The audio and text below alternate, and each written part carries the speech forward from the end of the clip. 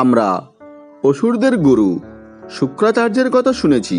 অসুরদের কঠিন সময়ে তিনি সর্বদা তাদের রক্ষা করেছেন। তিনি ছিলেন অসুরদের পরামর্শদাতাও। তিনি মৃত সঞ্জীবনী মন্ত্রটি আয়ত্ত করেছিলেন, যার সাহায্যে তিনি দেবতা ও অসুরদের মধ্যে যুদ্ধে মারা যাওয়া হাজার হাজার অসুরকে পুনরুজ্জীবিত করেছিলেন।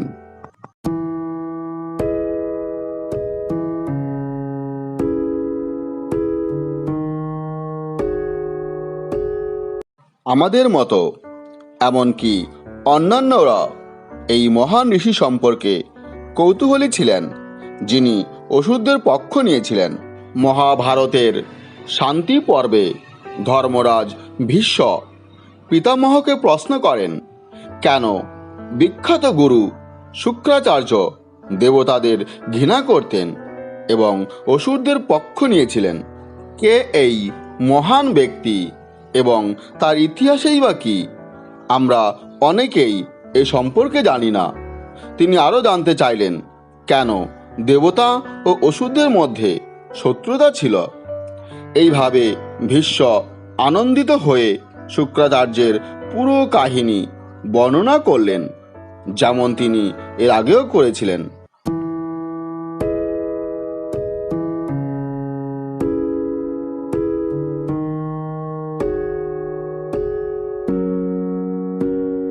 ভগবান ইন্দ্র ঋষি অগ্নিরাসের মতোই বৃহস্পতিকে অনুগ্রহ করেছিলেন এবং এমনকি তার সাথে মৈত্রীও করেছিলেন।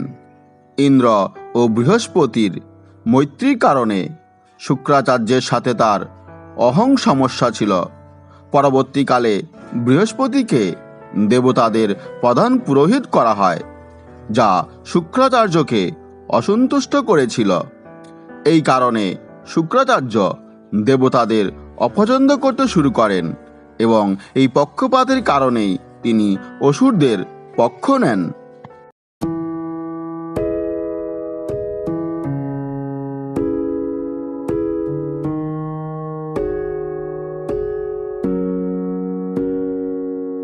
তবে শুক্রাচার্যের মিত্রতার আগে অসুররা দেবতাদের কাছে সহজেই পরাজিত হতেন।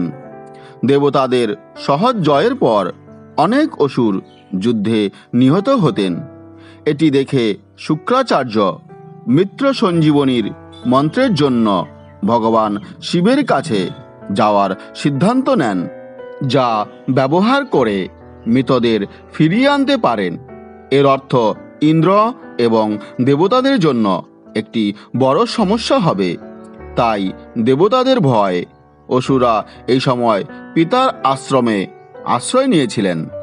এমনই একদিনে শুক্রাচার্য বাবার আশ্রম থেকে অনেক দূরে শিবের জন্য তপস্যা করছিলেন।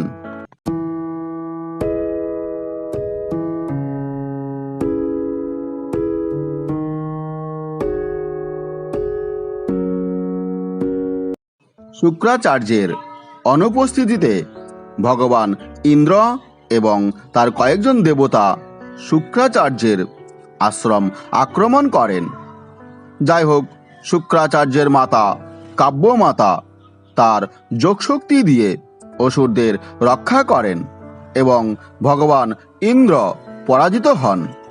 তাই দেবগণ সাহায্যের জন্য ভগবান বিষ্ণুকে অনুরোধ করেন এবং ভগবান বিষ্ণু তার উদ্ধারে আসেন এবং এর ফলে তার সুদর্শন চক্র দিয়ে কাব্যমাতার শিরচ্ছেদ করেন।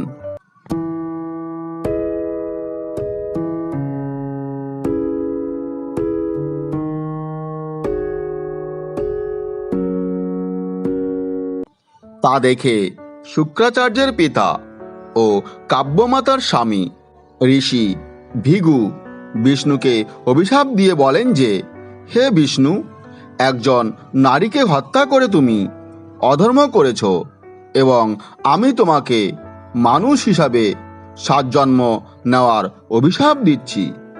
এই কথা বলে ঋষি ভৃগু তার স্ত্রী কাব্যমাতার মতো প্রাণত্যাগ করেন।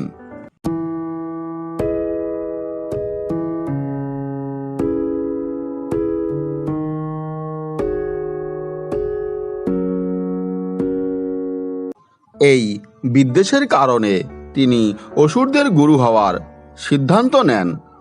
শুক্রাচার্য অত্যন্ত জ্ঞানী ছিলেন বলে এটি দেবতাদের জন্য একটি বিশাল ক্ষতি ছিল।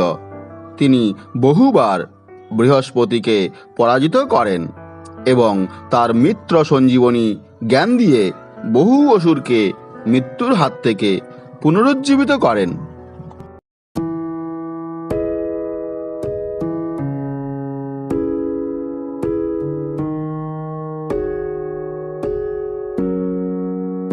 এই ছিল শুক্রাচার্য কিভাবে অসুরদের গুরু হলেন তার একটি সংক্ষিপ্ত কাহিনী।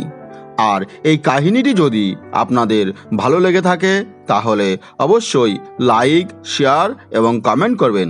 আর হ্যাঁ বন্ধুরা, চ্যানেলটি অবশ্যই সাবস্ক্রাইব করবেন যাতে নতুন কোনো ভিডিও আপলোড হলে সঙ্গে সঙ্গে আপনাদের কাছে তো নোটিফিকেশান পৌঁছে যায়। ভালো থাকবেন বন্ধুরা, দেখা হয় পরবর্তী ভিডিওতে। আজকের মতো এ পর্যন্তই।